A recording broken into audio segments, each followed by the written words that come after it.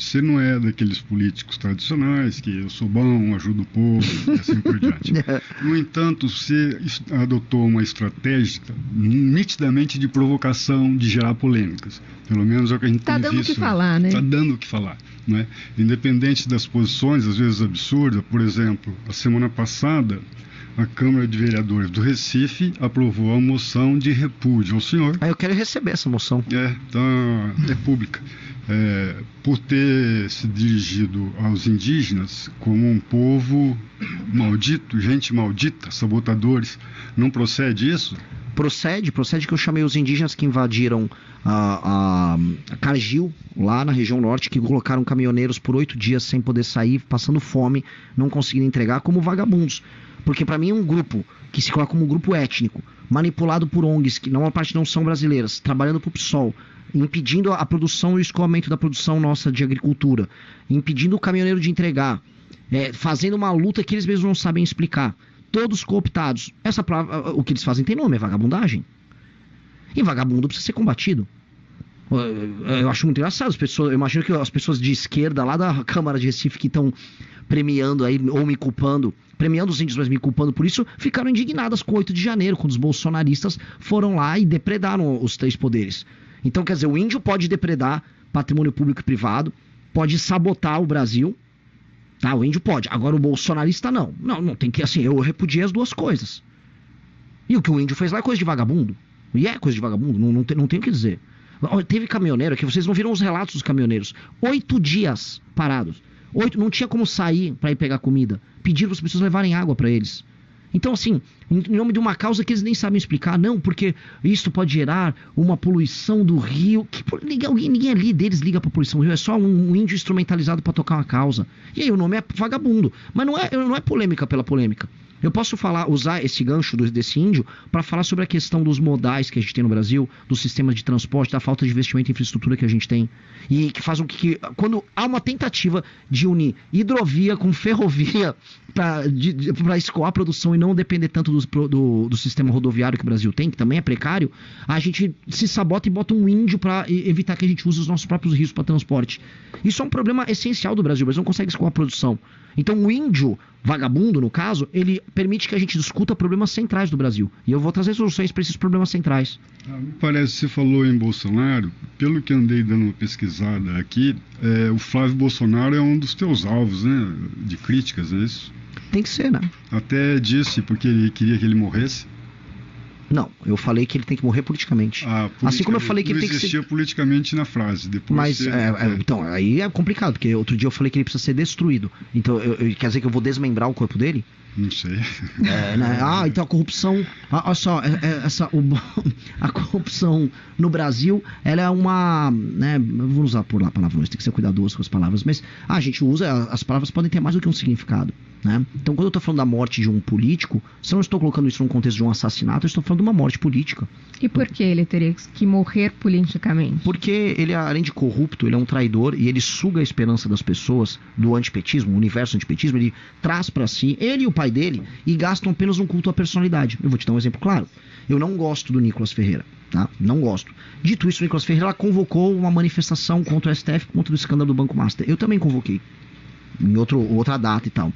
Supostamente a manifestação é sobre isso. O Flávio Bolsonaro sobe num palanque, começa a tocar umas músicas lá, que tem sonoplastia nas manifestações deles. Aí ele começa a discursar sobre ele, e fala que, o meu pai deu muito Bolsa Família.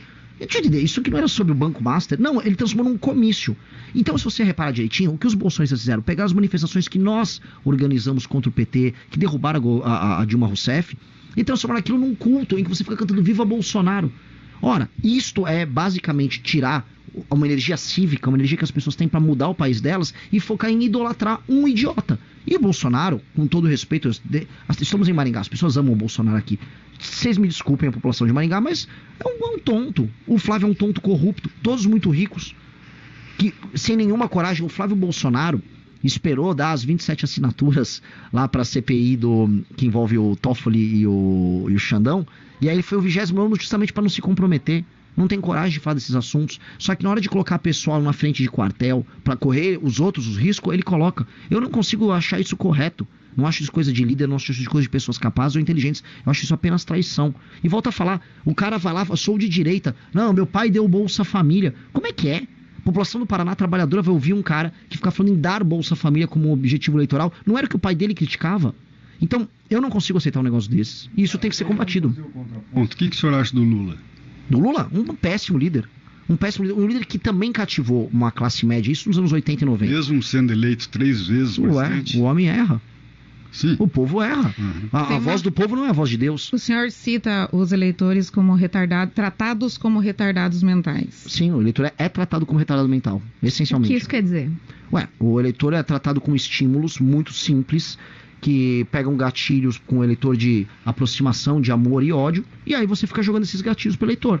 Então você vai, desde o cara do Centrão que vai fazer a campanha do o homem é bom, eu gosto do povo, gosto de cuidar de gente, aquelas coisas, aquelas platitudes, até, por exemplo, um petista o tempo todo explicando, você vai comer picanha, meu governo você vai comer picanha, mas de maneira clara. Não houve uma política nenhuma que tornou o brasileiro um consumidor mais capaz, né? Um consumidor que tem produtos diferentes na mesa dele, inclusive a picanha. Não houve geração de renda e complexidade econômica no Brasil que permitiria isso. Não houve nem sequer uma explicação numa política. Ou seja, é uma política baseada num meme e numa imbecilização. E do outro lado, o bolsonarismo sempre assim, olha a hipocrisia da esquerda ali, olha só o que a esquerda falou. Que isso? É uma política Big Brother, é uma política de bobo. Viu, o problema é que os nossos problemas não são senhor bobos. Também é bobo?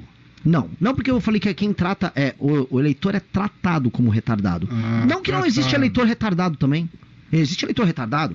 Vou dar um exemplo. E o que vota no senhor é o quê? Olha, muito inteligente. É muito inteligente. Porque eu sou o único que apresenta propostas. Segue os algoritmos, né? Vou até te interromper um pouquinho. Eu não trato ele como retardado. Eu gostaria que o senhor detalhasse, então, qual a sua maneira de fazer política, uma vez que o senhor criticou abertamente vários artifícios usados nas campanhas. Sim. Então, qual seria a maneira ideal, a seu ver, de conduzir uma campanha? Como você deve conduzir essa campanha ao longo desse tempo, então, para não tratar os seus possíveis eleitores como retardados, como o senhor usou esse termo, vou repetir aqui, e para ter ainda assim uma chance, sem usar esses artifícios todos que o senhor condenou na sua fala, de ser eleito? De maneira clara, sendo brutalmente honesto.